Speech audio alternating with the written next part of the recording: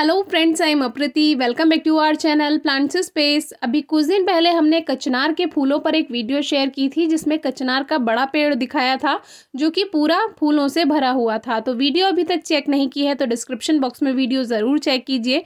तो अभी हमें कचनार का पौधा मिल चुका है और ये सीड से बहुत आसानी से ग्रो किया जा सकता है। अगर आपके घर के आसपास कहीं बड़ा पेड़ लगा हुआ है कचनार का और वहाँ पर फलियाँ भी बन रही हैं यानी सीड्स बन रहे हैं, तो आप वहाँ से सीड्स कलेक्ट कीजिए और उनको आप ग्रो कर सकते हैं। कचनार के सीड्स ग्रो करने का सही समय है या तो जनवरी फरवरी में आप सीड्स ग्रो कीजिए और या फिर रेनी सीजन में यानी कि जून जुलाई अगस्त में आप उसके सीड्स ग्रो कीजिए।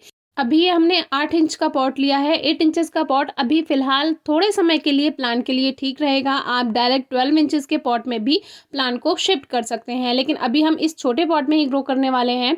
कचनार के पौधे को आप आधी मिट्टी आधा खाद में भी लगा सकते हैं, यानी गोबर की खाद है, वर्मी कंपोस्ट है, वो आधा ले लीजिए और थोड़ी सैंडी सॉइल यानी रेतीली मिट्टी लीजिए। बहुत ज़्यादा हार्ड मिट्टी नहीं लेनी है क्योंकि उसमें पानी जमा हो जाता है, इसीलिए थोड़ा बहुत रेत उसमें आपको ज़रूर मिलाना चाहिए अगर मिट्टी कठोर है तो। अगर आप ज़्यादा खाद नहीं डालना चाहते हैं मिट्टी में तो आप 3 हिस्सा मिट्टी और 1 हिस्सा खाद रखिए। खाद में आप गोबर की खाद या वर्मी कंपोस्ट जैसा ही कोई फर्टिलाइज़र ले या कोई आपके घर में किचन वेस्ट अगर आप बना रहे हैं तो वो भी ले सकते हैं। उसके बाद आप हर साल में 4 बार आप मिट्टी की गुड़ाई करके उसमें ऊपर से गोबर की खाद, वर्मी कंपोस्ट, सरसों की खली या जो भी फर्टिलाइज़र आप यूज़ करते हैं वो मिक्स करते रहें, तो प्लांट अच्छा पोषण टाइम टू टाइम पाता रहेगा। आप सबसे पहले पॉलीबैग को कट कर लेते हैं। जैसे कि अभी दिसंबर चल रहा है तो दिसंबर में हमें मिट्टी को ज़्यादा नहीं हटाना है रूट्स पर से, क्योंकि इस समय बहुत से प्लांट्स का डोरमेंट सीजन है यानी प्लांट्स ग्रोथ नहीं करेंगे। तो अगर हम ज़्यादा मिट्टी पौधों की रूट्स पर से हटा देंगे तो प्लांट्स स्ट्रेस में जा सकते हैं और ये ग्रोइंग सीजन नहीं है यानी बढ़वार करने का समय नहीं है, तो फिर नई ग्रोथ भी नहीं होगी और फिर जो प्लांट है वो धीरे धीरे सूखने लगेगा। तो फिलहाल ये जो मिट्टी है वैसे तो ये बालू मिट्टी जैसी ही है, सॉफ्ट सॉइल है, लेकिन अभी ये इसमें लगी हुई थी तो ये थोड़ी सी हार्ड हमें लग रही है, तो इसको हल्का हल्का सॉफ्ट कर लेते हैं। अगर आप बिगनर हैं तो आप ये काम ना करें, आप ऐसा का ऐसा पौधा पॉट में लगा दीजिए क्योंकि मिट्टी ठीक है तो मिट्टी को चेंज करने की तो ज़रूरत है नहीं। तो इसको हमने हल्का हल्का थोड़ा सा ढीला कर दिया है, मिट्टी को सॉफ्ट कर दिया है। अब इसको एज इट इज़ हम इस पॉट में रख देंगे क्योंकि सॉइल मिक्सचर पहले ही बना हुआ है। कल की वीडियो में और आज की वीडियो में आप सोचेंगे कि हम ये बड़े प्लांट्स को छोटे छोटे पॉट्स में क्यों शिफ्ट कर रहे हैं, हमें इनको डायरेक्ट बड़े पॉट में लगाना चाहिए या कम से कम 12 इंच का गमला ज़रूर लेना चाहिए।